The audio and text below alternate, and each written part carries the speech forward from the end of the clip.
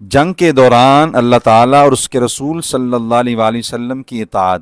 سورہ انفال میں خالق کائنات نے جنگ میں کامیابی کے لیے حکم بھی ارشاد فرمایا، وَأَطِیعُوا اللَّهَ وَرَسُولَهُ، اور اللہ اور اس کے رسول کی اطاعت کرو۔ اللہ تعالیٰ اس کے رسول مکرم صلی اللہ علیہ وآلہ وسلم کے احکام کی بجا آوری اس قدر ضروری ہے کہ رب کریم نے جہاد میں بھی اس پر سختی سے کاربند رہنے کا حکم فرمایا۔ اطاعت کا درجہ۔ نبی کریم صلی اللہ علیہ وآلہ وسلم نے جنگ موتا کے لیے صحابہ کرام علیہم رضوان کو روانہ فرمایا۔ ان کی روانگی جمعۃ المبارک کے دن صبح کے وقت ہوئی۔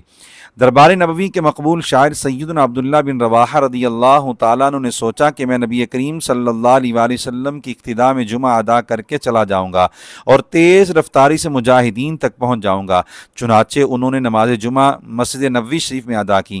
نماز کے بعد سید عالم صلی اللہ علیہ وآلہ وسلم نے انہیں دیکھا تو پیچھے رہ جانے کی وجہ پوچھی۔ انہوں نے عرض کی، اردت ان اصلی معک ثم الحقہم، یعنی میں نے چاہا کہ آپ کے ساتھ نماز ادا کر لوں پھر روانہ ہو کر ان تک پہنچ جاؤں۔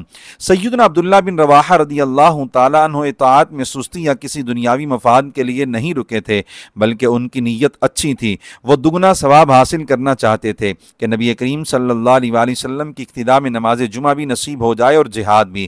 مگر رسول اللہ صلی اللہ علیہ وآلہ وسلم نے اطاعت کی اہمیت سکھاتے ہوئے ارشاد فرمایا، لو انفقت ما فی الارض ما ادرکت فضل غدواتہم، یعنی جو ثواب ان مجاہدین کو اطاعت کرتے ہوئے صبح سویرا جانے سے ملا ہے، اگر تم ساری دنیا کا مال خرچ کر دو تو بھی ان مجاہدین والا اجر حاصل نہیں کر سکو گے۔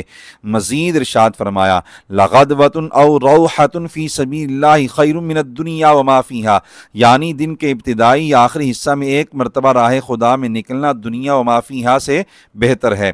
تربیت۔ جنگ میں اطاعت کا حکم ہم جیسوں کے لیے درس ہدایت ہے جو اطاعت و فرما برداری سے غافل ہیں۔ سوچنا چاہیے کہ اگر حالت جنگ میں نافرمانی سخت نحوست و بے برکتی لاتی ہے تو امن و قرار میں حکم عدولی کی تباہی کس قدر ہوگی۔